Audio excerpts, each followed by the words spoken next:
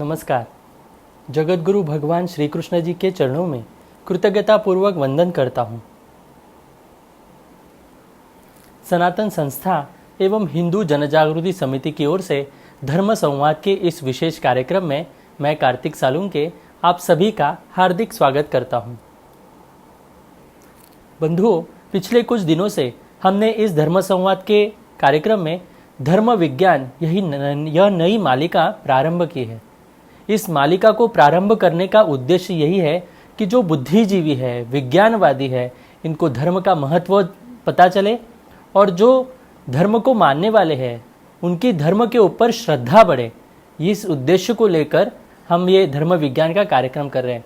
इसमें हमने अलग अलग विषय समझ कर लिए। भारत की प्राचीन हिंदू संस्कृति कैसी थी, भारत की प्राचीन गुरुकुल शिक्षा परंपरा कैसे थी, हम अपने कितने प्रगत थे, तो इसके बारे में हमने सब यहाँ पर जानकर लिया। आज भी हम ऐसे ही कुछ महत्वपूर्ण बातें आज के इस धर्म विज्ञान की मालिका में समझ कर लेने वाले हैं। हमारे साथ आज यहाँ पर उपस्थित हैं हिंदू जनजागृति समिति के राष्ट्रीय मार्गदर्शक सद्गुरु डॉक्टर चारुदत्त पिंगले जी। नमस्कार सद्गुरु डॉक्टर पिंगले जी। नमस्कार कार्तिक जी। तो आइए आज के इस मालिका को हम प्रारंभ करते हैं। सद्गुरु डॉक्टर पिंगले जी, आर्य और द्रविड़ भेद तथा आर्यन इन्वेशन थियरी कैसे झूठी है, इसके बारे में भी आप हमें बताएं।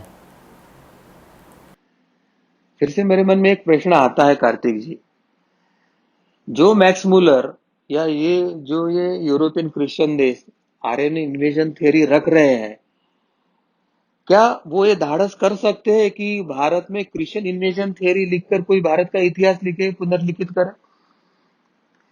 क्योंकि क्रिश्चियनिटी भारत में आने के पहले तो भारत में एक भी क्रिश्चियन नहीं था, एक भी चर्च नहीं था, यहाँ पे एक भी अंग्रेजी बोलने वाला नहीं था, एक भी पाश्चात्य संस्कृति का अनुयायी नहीं था। तो आज भारत की जो वर्तमान विकट और विकृत स्थिति है वो क्रिश्चियन इन्वेजन थ्योरी का परिणाम है। ये क्रिश्चियन धर्म प्रसारों के अत्याचार, सभ्य भारतीयों को प्रताड़ित करना, उनको गुलाम बनाना, ये षड्यंत्र का भाग है। तो क्या वो क्रिश्चियन इन्वेजन थ्योरी लिखकर भारत का इतिहास लिखना चाहते हैं? वो नहीं लिख रहे हैं।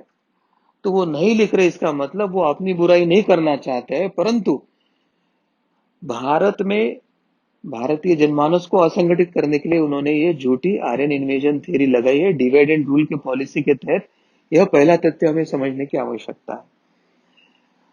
दूसरी जो बात है कि वेद या हमारा कोई भी धर्म ग्रंथ ले, हमारे धर्म ग्रंथ में किसी भी प्रकार का आक्रमण करने की दृष्टि से कोई दिशा दर्शन या एक धार्मिक या वैचारिक अधिष्ठान हमारे धर्म ग्रंथों में नहीं आता है। और जैसे मैंने राम और श्री कृष्ण का उदाहरण बताया, उन्होंने स्व संरक्षा या अन्याय के विरोध में या आक्रांताओं के विरोध में कुछ युद्ध तो लड़े, मगर आक्रमण करके सत्ता अपनी प्रस्थापित नहीं किया। तो जिसका योग्य हकदार था उसको वहां पर सत्ता देकर भी अपने अपने क्षेत्र में वापस गए थे। तो हमारा जो सबसे पुराना ऋग्वेद है उसमें हमारे आर्य नाम की किसी जाति विशेष के या किसी सिंधु सभ्यता पर आक्रमण करने का कोई उल्लेख मिलता नहीं है। या ऋग्वेद या अन्य किसी हमारे धर्म ग्रंथ में किसी राजा या किसी शासक को आप किसी अन्य भूमि में, विदेशी राजा की भूमि पर आप आक्रमण करें, अपने राज्य का विस्तार करके अन्य राज्यों को अपने आप में मिलाए, ऐसे प्रोत्साहन देने वाला या ऐसा कोई आदेश देने वाला कोई संदर्भ हमारे धर्म ग्रंथ में नहीं है। किसी प्रयाण का या आक्रमण का उल्लेख ना तो वेदों में है, ना तो उपनिषदों में है, ना तो अरण्यकों में है, ना दर्शन ग्रंथों या किसी पुराणों के ग्रंथों में हमको अभी तक मिला है। यहां तक कि न हमारी कोई धर्म गाथा है, ना धर्म संस्मरण है, किसी में ऐसा विदेशी या अन्य देशों पे आक्रमण करो ऐसा कई संदर्भ धार्मिक ग्रंथों में नहीं है। इसके उल्टा जो रोमन गाथाएं हैं उसमें पूर्व की दिशा से हुए प्रयाण की वो याद दिलाता है। और जोशुआ के पुस्तक में उनकी जो छूटी हुई मातृभूमि है उसके बारे में कुछ लिखाण की झलक जरूर मिलती है। यहूदी तालमुद में भी इस्राएली लोगों को अपनी जमीन से असीरियाई शासकों द्वारा बेदखल करने की और फिर दारा द्वारा पुनः अपने देश भेजने का उल्लेख स्पष्टता से आता है। अगर ऐसे कोई आक्रमण या यहां तक का प्रयाण या प्रवास भी हुआ होता, तो चाहे वेद हो, पुराण हो, ब्राह्मण ग्रंथ हो, उपनिषद हो या दर्शन ग्रंथ हो, चाहे रामायण हो, महाभारत हो, आदि ग्रंथों में ऐसे उल्लेख मिला ही होता, मगर वो कहीं मिलता नहीं है। ऋग्वेद के जिन शब्दों के आधार पर यूरोपीय और उनके अनुचर भारतीय सेक्युलरवादी जो विद्वान जो दिखाते हैं, उसका जो मूल अर्थ है वो कुछ और ही है। यह अर्थ हमारे जो पारंपरिक वैदिक शब्दकोश है, उसे हम निरुक्त या अमरकोश, इनसे मिलाना आवश्यक है। जैसे इंद्र, अग्नि, वरुण आदि को किसी प्रजाति का सेनापति कहना, ये वेदों के जो पारंपरिक अनुवाद भावना है उससे बहुत भिन्न है। जिस रूपक में यह बताया गया उस रूपक से उसका संबंध नहीं है, ऐसे ध्यान में आता है। और दूसरी बात है, अगर सही में आर्यों ने आक्रमण करके सिंधु घाटी सभ्यता अगर नष्ट की होती और वहां पे जो द्रविड़ बसने वाले थे वो द्रविड़ अगर वहां से दक्षिण में स्थलांतर होते थे, तो द्रविड़ों ने अपने इतिहास में कहीं ना कहीं लिखा होता कि हम तो सिंधु घाटी में स्थित लोग थे, हमको तो आर्यों ने आक्रमण करके वहां से विस्थापित करके दक्षिण में भेजा है। मगर वर्तमान में जो दक्षिण भारत है, वहां पर जो स्वयं को द्रविड़ कहने वाले जो वंशीय है, उनके किसी लेखन में, उनके किसी इतिहास लेखन में या अन्य किसी साहित्य में ऐसा कोई उल्लेख हमें अभी तक नहीं मिला है कि वो ये स्पष्ट करता है कि द्रविड़ और आर्य अलग थे और आर्यों ने उनको वहां से हकाल कर दक्षिण में स्थानांतरित किया, ऐसा उल्लेख कहीं नहीं मिलता है। और जो भी उल्लेख मिलता है वो मैक्स मुलर के इस सिद्धांत के बाद उन्होंने षड्यंत्र के तहत ये जो आर्यन इन्वेजन थ्योरी रखी थी और उन्होंने अपने जो कृत्रिम इतिहासकार निर्माण किए थे, वो वामपंथी इतिहासकार निर्माण करे थे, तो मैक्स मुलर के थ्योरी के बाद ही ये जो लेखन मिलता है, इससे यह स्पष्ट होता है कि उसके पूर्व में ऐसे कोई तथ्य प्रमाण किसी साहित्य में न होने के कारण भारत ने कभी भी ये आर्यों ने ऐसा कुछ किया है, द्रविड़ आर्य ये कुछ अलग थे, ऐसा कभी नहीं था, ये तथ्य साबित होता है और इसलिए ये षड्यंत्र है, ये झूठा इतिहास है, ये हमें समझने की आवश्यकता है। आर्यन इन्वेजन थ्योरी के समर्थन में ये जो सबसे बड़ा वो एक तथ्य पेश करने का प्रयास करते हैं कि भारतीय भाषा या यूरोप की भाषा, उसमें साम्यता के कारण आर्य पश्चिमी से इधर आए हैं, ऐसे वो बताते हैं। परंतु भारतीय भाषा और यूरोपीय भाषा में भेद है। वो भेद कैसे है, वो मूलभूत हमको भेद समझ कर लेने की आवश्यकता है। और भाषा की साम्यता का आधार लेकर ये थ्योरी का जो समर्थन कर रहे हैं, वो कैसा झूठा और ऊपरी ऊपरी है, वो भी इससे हमें समझ कर ये षड्यंत्र का पर्दाफाश हो जाएगा। आर्यों को पश्चिमी सिद्ध करने हेतु आर्यों की भाषा और पश्चिमी भाषा के समरूपता के बारे में एक मिथक यानी एक झूठ बताया जाता है कि संस्कृत जो भाषा है आर्यों की और यूरोप की जो भाषा है उसमें समानताएं हैं। हालांकि ये तो बात हम मानते हैं कि कुछ शब्द एक जैसे हैं, लेकिन कुछ शब्द एक जैसे हैं परंतु हजारों शब्द जो दूर दूर तक है उसका एक दूसरे से कोई मेल नहीं है। तो अधिक शब्द तो ऐसे है कि जिसका मेलजोल ही नहीं है। तो अपवाद को नियम बनाना ये योग्य नहीं रहता है, अपवाद को अपवाद की तरह ही देखना चाहिए। मगर ये ब्रिटिशों की एक बड़ी पुरानी बात होती है, ये क्रिश्चियनिटी की। उनके बारे में कहा जाता है कि they do illegal thing in a legal way. वैसे किसी तथ्य को प्रमाण करने के लिए वो अपवाद का नियम करके सहारा लेते हैं। नियम को अपवाद होता है मगर अपवाद ये नियम हो नहीं सकता है। तो कुछ शब्द में साम्यता होने के कारण भाषा में साम्यता ऐसे कहना, ये अपवाद को नियम बनाने का जो उनका तंत्र है, ये षड्यंत्र का ही भाग है। ये हमें समझ कर लेने की आवश्यकता है। अब दूसरी जो बात आती है भाषा की, तो भाषा का व्याकरण ही भाषा का ज्ञान होता है। तो व्याकरण में कितनी साम्यता है, कुछ शब्दों में साम्यता हो सकती है मगर व्याकरण में कितनी साम्यता है वो हमें अध्ययन करने की आवश्यकता है।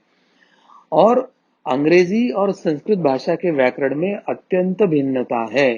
कोई समानता उसमें दिखाई नहीं देती है। और इसके आधार पर यह तथ्य सामने आता है कि भाषा समानता का ये जो सूत्र है वो एक तथाकथित अपवाद को नियम बनाकर षड्यंत्र का ही भाग है। अब व्याकरण के संदर्भ में हम कुछ उदाहरण देखेंगे। उदाहरण के लिए अगर हम देखते हैं तो सहायक क्रियाओं का वाक्य का अंत में आना यह एक वैशिष्ट्य होता है। उदाहरण है, रहा है, था, होगा, हुआ, ये सब हिंदी की सहायक क्रियाएं हैं। इनके तमिल, बांग्ला या कन्नड़ अनुवाद भी है। तो इसके जो अनुवाद होते हैं उन वाक्यों के अंत में भी यही आते हैं, सहायक क्रियाएं अंत में आते हैं भारतीय भाषाओं में। लेकिन अंग्रेजी में जैसे एम, वॉज, वेयर, हैज आदि मुख्यतः अपने वाक्यों के मध्य में आते हैं। तो ये एक मूलभूत व्याकरण की दृष्टि से फर्क है। अब वाक्यों का जो विन्यास है, यानी संस्कृत साहित्य चाहे उत्तर हो या दक्षिण भारत के भाषाओं में हो, वाक्य का जो क्रम होता है, क्रम मतलब कर्ता, कर्म और क्रियापद, तो वाक्य रचना का ये जो क्रम होता है वो यूरोपीय भाषा से बहुत अलग है, चाहे दक्षिण का हो या उत्तर का हो, दोनों का। संस्कृत और उत्तर दक्षिण की सभी भारतीय भाषाओं में जब वाक्य लिखा जाता है तो उसमें अव्यय विभक्ति जो है वो संज्ञा के बाद आती है। लेकिन यूरोपीय भाषाओं में वो सब्जेक्ट से पहले आते हैं। जैसे अंग्रेजी में जो उदाहरण देखेंगे तो from home, on the table, before sunrise, इस प्रकार की उनकी वाक्य रचना होती है। लेकिन हिंदी में घर से, टेबल पर, सूर्योदय से पहले, यानी एकदम उल्टा या विपरीत क्रम है। ये हमें यहाँ पर ध्यान में आ रहा है। ऐसे उत्तर से दक्षिण तक भारत की सभी भाषाओं में है, लेकिन यूरोप में ऐसा किसी भाषा में आपको नहीं दिखेगा, ना तो फारसी भाषा में भी ये आप देख पाएंगे। इससे यह सिद्ध होता है कि संस्कृत भाषा का संबंध अधिक निकटता से सभी भारतीय भाषाओं से है, चाहे वो उत्तर की हो या दक्षिण से। परंतु यूरोपीय भाषाओं के साथ उसका जो साम्यता है या संबंध है वो कतई नहीं है, और जो कुछ है वो ऊपरी ऊपरी कुछ शब्दों के प्रचलन के लिए है। व्याकरण के हेतु तो वो अत्यंत विपरीत ही है। इस कारण आर्य पश्चिम से आए और उसके लिए जो भाषा का सिद्धांत देने का प्रयास हो रहा है वो अत्यंत झूठा है। और ये झूठे तथ्य के साथ ये झूठा सिद्धांत, झूठे इतिहास के साथ वो जो भारत में प्रचलित कर रहे हैं, ये षड्यंत्र उजागर करता है। अब जो अगला सूत्र है, ये थ्योरी कैसे गलत है ये सिद्ध करने के लिए अभी जो अगला सूत्र है वो डीएनए संशोधन के संदर्भ में है। डीएनए के शोधों के द्वारा आर्यन इन्वेजन थ्योरी का झूठ अत्यंत प्रकर्षता से सामने आया है, और सिंधु सभ्यता के लोग वे स्वयं ही आर्य थे यह सिद्ध हो गया। फिनलैंड के तार्तु विश्वविद्यालय, एस्टोनिया में जो भारतीयों के डीएनए गुणसूत्र पर आधारित एक अनुसंधान हुआ था, कैम्ब्रिज विश्वविद्यालय के जो प्रोफेसर थे डॉक्टर कीवीसील्ड के निर्देशन में एस्टोनिया स्थित एस्टोनियन बायोसेंटर के तार्तु विश्वविद्यालय के शोध छात्र श्री ज्ञानेश्वर चौबे ने अपने अनुसंधान में यह सिद्ध किया है कि सारे भारतीय वासी, चाहे दक्षिण हो, उत्तर हो, पूर्व हो या पश्चिम हो, चाहे किसी भी पंथ या किसी भी उपासना या किसी भी धर्म से निगड़ित हो, इन सबका जीन्स यानी गुणसूत्रों के आधार पर वे सभी एक ही पूर्वजों के संतान हैं। उनमें आर्य या द्रविड़ ऐसा कोई भेद जेनेटिकली नहीं है। गुणसूत्रों का कोई आधार इस भेद को मिलता नहीं है। यह उनके विश्वविद्यालय के संशोधन में उन्होंने प्रमाणित किया है। इस शोध कार्य में वर्तमान का जो भारत है या तात्कालिक भारत जब पाकिस्तान बांग्लादेश से युक्त था, या पुरातन काल में जैसे श्रीलंका हो, नेपाल हो, ये सब भारतीय परिप्रेक्ष्य में ही होते थे। तो इन सभी देशों की जनसंख्या में विद्यमान लगभग सभी जातियां, सभी उपजातियां, सभी जनजातियां, इसमें से 13,000 नमूनों के परीक्षण किए गए और उस परीक्षण के परिणामों का इसके लिए उपयोग किया गया और इस नमूने के परीक्षण से जो प्राप्त परिणाम थे उनकी यथायोग्य तुलना की गई और मध्य एशिया, यूरोप और चीन, जापान आदि देशों में रहने वाले मानव नस्लों के गुणसूत्रों के साथ एक उनका तुलनात्मक अध्ययन किया गया और इस तुलना में पाया गया कि सभी भारतीय, चाहे वे किसी भी धर्म, पंथ, उपासना के वो मानने वाले हो, 99% जो है वो समान पूर्वजों की संतानें हैं।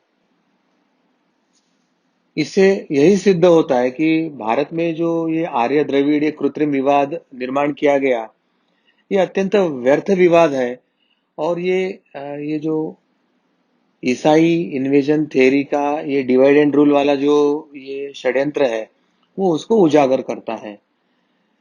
अब ये उत्तर और दक्षिण के जो भारतीय है, वो सभी एक ही पूर्वजों के संतान है। ये जेनेटिक स्टडीज में, यानी जीन्स की जो अभ्यास हुआ है उसमें तो साबित हो चुका है। अमेरिका में हार्वर्ड के जो विशेषज्ञों और भारत के जो विश्लेषक है, उन्होंने भारत की जो प्राचीन जनसंख्या के जीनों के बारे में जो अध्ययन किया है, उस अध्ययन के बाद उन्होंने पाया है कि सभी भारतीयों के बीच में एक आनुवंशिक संबंध है। इस शोध से जो जुड़े सीसीएमबी अर्थात centre for cellular and molecular biology, यानी कोशिका और आणविक जीव विज्ञान केंद्र के जो पूर्व निदेशक थे लालजी सिंह, उन्होंने यही बताया है कि इस शोध के नतीजे के बाद इतिहास को दोबारा लिखने की जरूरत पड़ सकती है। बहुत बड़ी बात कही है उन्होंने कि ये शोध वर्तमान ये जो आर्यन इन्वेजन थ्योरी है उसके षड्यंत्र को पूर्णतः उजागर करता है। ये झूठी इतिहास को वो कचरे की पेटी में डालता है और नए इतिहास लेखन की आवश्यकता को प्रतिपादित करता है। परंतु ये हमारा दुर्भाग्य है कि भारत के वर्तमान जो काले अंग्रेजों से पोषित सरकारें चल रही है या यहाँ की ब्यूरोक्रेसी चल रही है या शिक्षाविदों का या शिक्षा अभ्यासक्रमों का जो नियंत्रण है, वो इस बात को स्वीकार कर इतिहास पुनर्लेखन करके सत्य इतिहास रखने के लिए अभी भी वो तैयार नहीं है। ये हमारे भारतीयों का दुर्भाग्य है। हमने उत्तर और दक्षिण भारतीयों के बीच में कोई अंतर नहीं, हमें ये देख लिया है। और सीसीएमबी के जो वरिष्ठ विश्लेषक कुमार समय थंगराजन, उनका ये मानना है कि आर्य और द्रविड़ सिद्धांतों के पीछे कोई सच्चाई नहीं है। इस शोध में भारत के 13 राज्यों के 25 विभिन्न जाति समूहों से जो 132 व्यक्तियों के जीन मिले थे, उसका 5 लाख आनुवंशिक जो मार्कर्स थे, जेनेटिक मार्कर्स है, उसका उसमें विश्लेषण किया गया था। और इन सभी लोगों को जो पारंपरिक रूप से 6 अलग अलग भाषा परिवार हो, ऊंच नीच जाति हो या आदिवासी समूह हो, इन सबसे इन जीनों को लिया था। उनके बीच साझे आनुवंशिक जो संबंध इस अध्ययन ने साबित किया है, उससे भारतीय समाज की जो रचना है उसमें जातियों और कबीलों या अथवा जो कुछ आदिवासी थे उनके बीच में कोई अंतर या विभाजन नहीं कर सकते, ऐसे सिद्ध होता है। क्योंकि उनके बीच में जो जीनों की यह समानता है वह यह स्पष्टता से बताती है कि ये सभी एक है, इनमें कोई भेद नहीं है। यानी डिवाइड एंड रूल पॉलिसी के तहत ये ईसाइयों ने ये जो आर्यन इन्वेजन थ्योरी रखकर भारत को असंगठित करने का प्रयास किया है, तो उन्होंने ही बनाए हुए आधुनिक विज्ञान ने, उस आधुनिक विज्ञान के जेनेटिक स्टडी ने उनके ही थ्योरी को कचरे के पेटी में डालने के लिए बाध्य किया है। मगर ये हमारे भारतीय राज्यकर्ता, हमारे प्रशासकीय अधिकारी, इनको समझ में आने की आवश्यकता है। और वो जब इस तथ्य को लेकर पुनर्लेखन करेंगे और सच्चा इतिहास और सच्चा अभ्यासक्रम पाठ्य पुस्तकों से सिखाएंगे, तो मुझे लगता है परत भारत में गौरवशाली परंपरा स्थापित होगी। जी। सदगुरु डॉक्टर पिंगले जी, हाल ही में ऐसा ही हुआ कि हरियाणा के राखीगढ़ी में जो खुदाई की गई और वहाँ से जो कंकाल मिले, तो उस कंकाल का जो डीएनए संशोधन किया गया, तो इसी प्रकार से पाया गया कि आर्यन आक्रमण सिद्धांत तो है, ये पूरी तरह से झूठा साबित हुआ है। तो इसके बारे में भी आप हमें सभी को विस्तृत रूप से बताएं। जी कार्ति जी, मतलब इतिहास के तथ्यों पर आधारित होना चाहिए, ना तो पूर्वग्रह के आधार पर। और इतिहास ये जो राज करने वाले हैं या युद्ध में जीतते हैं वो लिखते हैं, और वो अपने सुविधानुसार लिखते हैं। लेकिन हमारे जो देश का इतिहास है वो हमारे धर्म, संस्कृति, परंपरा के संबंधित जो पूर्वग्रहों है उनके अनुसार ये जो ब्रिटिश थे, जो क्रिश्चियन इन्वेजन के माध्यम से भारत आए थे, उन्होंने अपने सुविधा अनुसार लिखकर डिवाइड एंड रूल पॉलिसी को लगाकर अपना राज्य भी रहे और धर्मांतरण की भी सुविधा रहे, यह दोनों बातों को हितों को देखकर उन्होंने लिखा था। आजादी से पहले अंग्रेजों ने यह झूठा इतिहास लिखने की शुरुआत की थी, जो आज भी लॉर्ड मैकेले से प्रभावित है। इतिहासकार और पत्रकारों में यही विचारधारा व्याप्त है, और ऐसे जो एक विकृत विचारधारा व्याप्त है उसमें से यह आर्य आक्रमण का सिद्धांत था। भारतीय इतिहास में करीब करीब 100 वर्ष तक यही पढ़ाया गया कि आर्य भारत के मूल निवासी नहीं थे, वे आधुनिक यूरोप या मध्य एशिया से भारत की तरफ स्थानांतरित होकर आए थे। यहाँ पर उन्होंने आक्रमण किया था। उन्होंने हड़प्पा, मोहनजोदड़ो, ये जो सिंधु घाटी संस्कृति, उन पर आक्रमण किया था, यहाँ के लोगों को मार भगाया था, और उनकी जो उस समय की नागरिक सभ्यता थी उसको नष्ट किया था, क्योंकि ये घुमक्कड़ लोग थे। इसे आर्यों ने भारत पर हमले के नाम से, यानी आर्यन इन्वेजन थ्योरी के नाम से, अलग अध्याय स्कूली किताबों में निरंतर पढ़ाया जाने लगा। लेकिन 5 सितंबर 2019 को आधिकारिक रूप में इस सिद्धांत को अप्रासंगिक करार दिया गया, क्योंकि हरियाणा के राखीगढ़ में जो कंकाल मिले थे, उन कंकालों से जो मिले डीएनए सैंपल थे, उससे यही पता चला कि आर्य आक्रमण का यह सिद्धांत ये झूठ है, और आर्य बाहर से आए थे यह भी सिद्धांत झूठ है। तो दोनों बातें इसी में स्पष्ट होती है।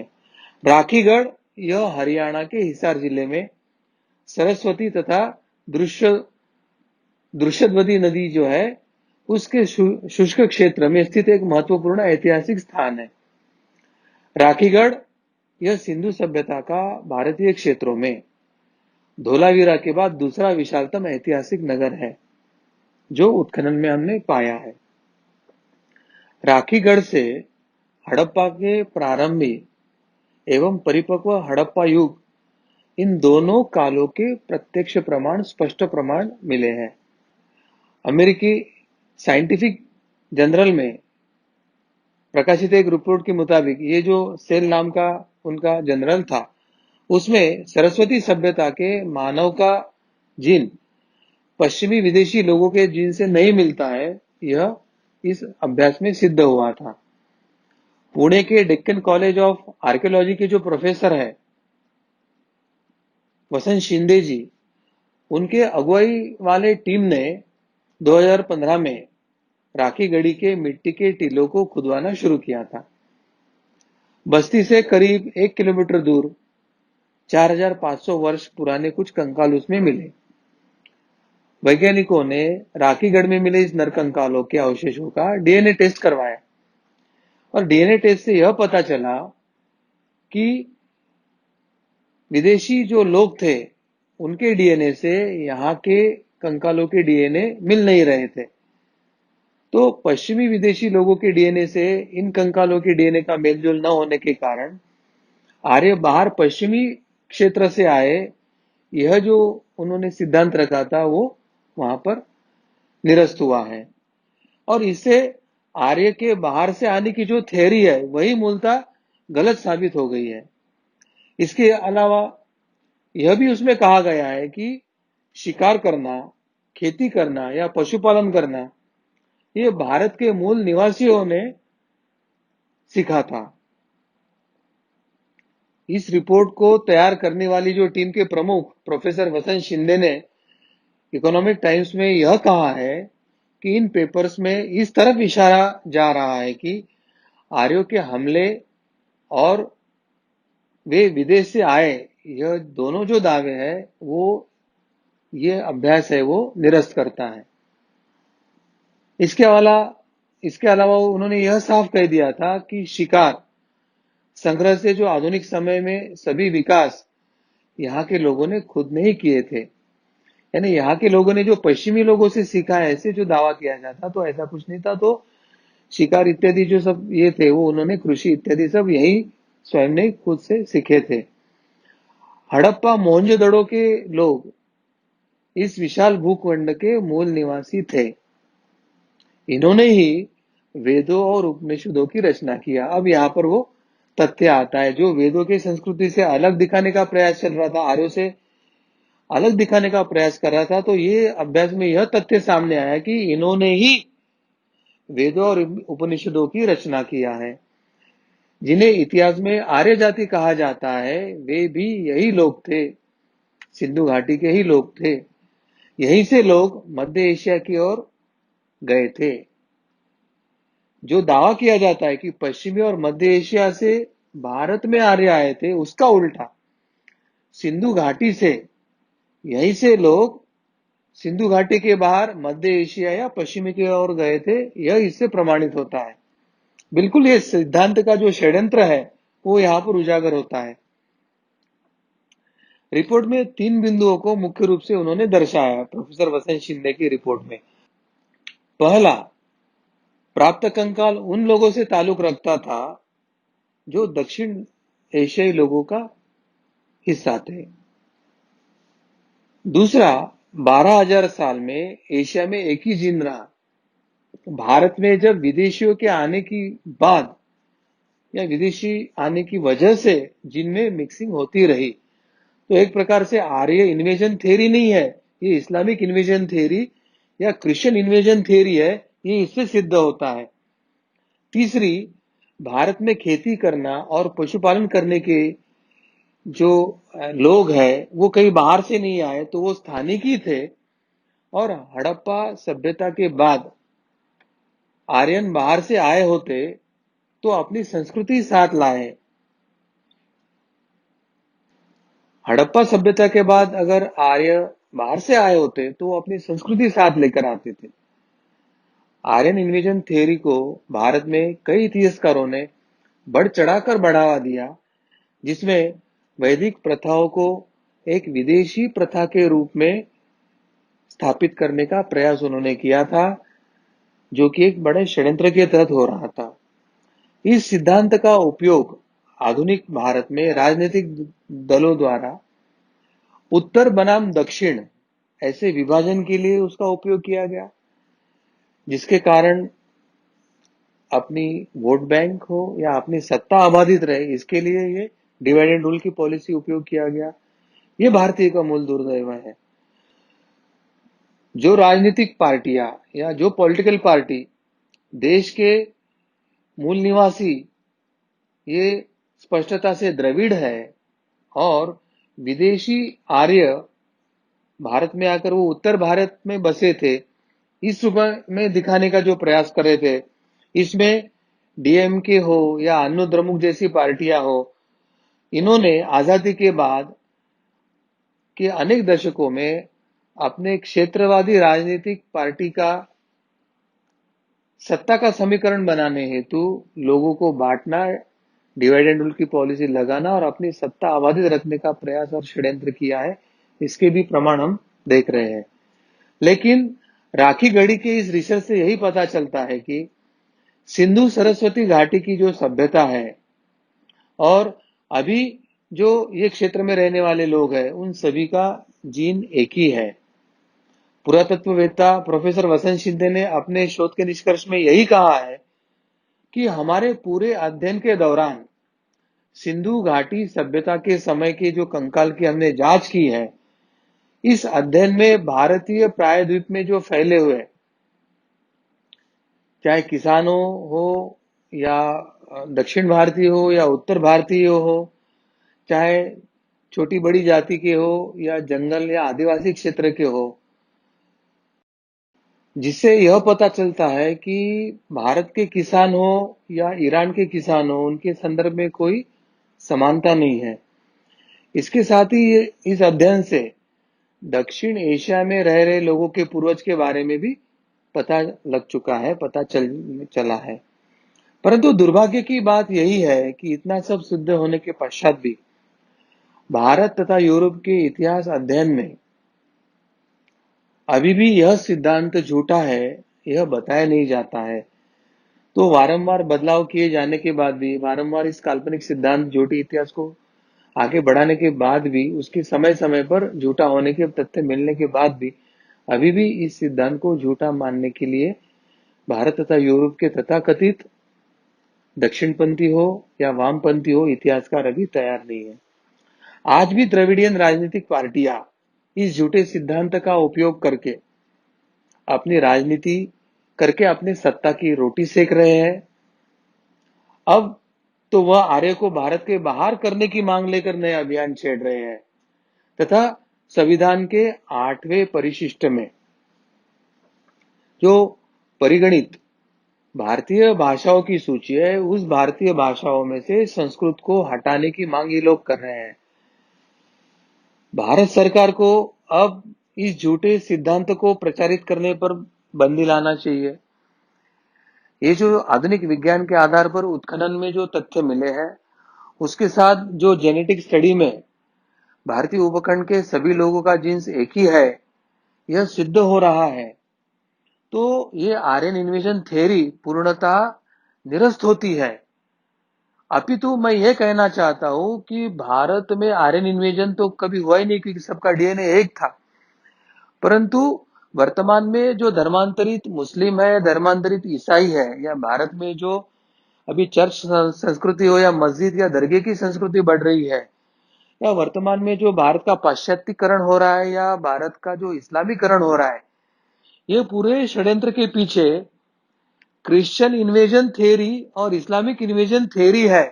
ये नए थ्योरी को भारत में प्रस्थापित करके भारतीय जनता को किस तरह से ये इस्लामिक आक्रांताओं ने और क्रिश्चियन आक्रांताओं ने प्रताड़ित किया है, उनको धर्मांतरित किया है, उनकी मूल संस्कृति, मूल परंपराओं को नष्ट करके अपनी ईसाई संस्कृति और ईसाई परंपरा या क्रिश्चियन संस्कृति या इस्लामी संस्कृति या इस्लामी परंपरा को स्थापित करने की प्रयास किया। तो ये सबसे बड़ा नरसंहार, वंश विच्छेद, या ये भारतीय जनमानस पर, चाहे वो आप द्रविड़ को या आर्य को, ये दोनों एक ही है, इन पर ये बड़ा आक्रमण, ईसाई या इस्लामी आक्रमण है। यह नई थ्योरी रखकर इतिहास का पुनर्लेखन होने की आवश्यकता है और यह आक्रांताओं का इतिहास नए परिप्रेक्ष्य में पढ़ाने की आवश्यकता है, ऐसे मुझे लगता है। हम सबको यह मांग वर्तमान सरकार के पास करनी होगी, इतिहास का पुनर्लेखन करो, इस्लामिक इन्वेजन थ्योरी के बारे में वस्तुस्थिति समाज के सामने रखे, ये जो ईसाई इन्वेजन थ्योरी को वस्तुस्थिति जो है वो समाज के सामने रखे और इसके ऊपर योग्य उपाय योजना करके भारत का जो गौरवशाली सच्चा इतिहास है, स्वाभिमान निर्माण करने वाला इतिहास है, उसको दोबारा सिखाया जाए। ऐसी मांग हम सभी ने करना चाहिए, ऐसे मुझे लगता है। तो मैं सभी को आह्वान करना चाहूंगा कि आओ हम संगठित हो, अपने संगठित शक्ति का प्रदर्शन करें। हम सरकार और ये जो शिक्षा या अभ्यासक्रम बनाने वाले जो इतिहासकार है या शिक्षाविद है, उन पर दबाव बने कि हमें सच्चा योग्य इतिहास पढ़ाए, हमारा गौरवशाली इतिहास पढ़ाए, हमारे भारतीय जनमानस में एक स्वाभिमान की वृत्ति को जागृत करे और पुनश्च भारत को विश्व गुरु बनाने की दृष्टि से ये सरकार कदम उठाए, ऐसे हम आह्वान करना चाहते हैं। जी, सदगुरु डॉक्टर पिंगले जी, आपने जो महत्वपूर्ण सूत्र आज हमारे सामने रखे हैं, तो इससे ये बात तो हमें स्पष्ट हो गई कि आर्यन आक्रमण सिद्धांत किस प्रकार से गलत है और किस प्रकार से हमारे ऊपर थोपा जा रहा है और भारतीयों में भेद करने का एक प्रयास किया जा रहा है। तो ये हमें स्पष्ट हो गया। ये जानकारी अधिक से अधिक लोगों तक हमें पहुंचानी चाहिए, उन्हें जागरूक करना चाहिए और एक अच्छी तरह से ये शिक्षा पद्धति में भी हमारे अंदर वो डाल देना चाहिए। यह आपकी बातों से हमें स्पष्ट हुआ और इसके लिए हमें संगठित रूप से प्रयास करने होंगे, प्रशासन तक हमारी आवाज़ पहुंचानी होगी। मेरा आप सभी से निवेदन है कि ये जो धर्म विज्ञान का ये जो मालिका में आज हमने जो विषय लिया था, आर्यन इन्वेजन थियोरी, तो ये अधिक से अधिक लोगों तक इसके बारे में आप जानकारी पहुंचाएं। ये चैनल आप सब्सक्राइब करें, अधिक से अधिक लोगों तक इसे शेयर करें और इसके बारे में जागृति लाएं। मैं सद्गुरु डॉक्टर पिंगले जी का यहाँ पर बहुत बहुत आभार व्यक्त करता हूँ। आज आप ही के कारण हमें ये महत्वपूर्ण जानकारी यहाँ पर मिली है। इसी के साथ आज का इस धर्म विज्ञान की इस मालिका को अभी हम यहीं पर रोक रहे हैं। मेरा सभी दर्शकों से ये अनुरोध है, यदि आपके मन में ये विषय सुनते समय कोई प्रश्न हो, कोई शंका हो, तो आप अवश्य अपने चैट बॉक्स पर, कमेंट बॉक्स पर हमें लिख कर दे सकते हैं। आपके शंकाओं का समाधान करने का हम पूर्ण रूप से प्रयास करेंगे। भगवान श्री कृष्ण जी की असीम कृपा से आज का यह कार्यक्रम यहीं पर संपन्न हुआ, ऐसे मैं घोषित करता हूँ। नमस्कार।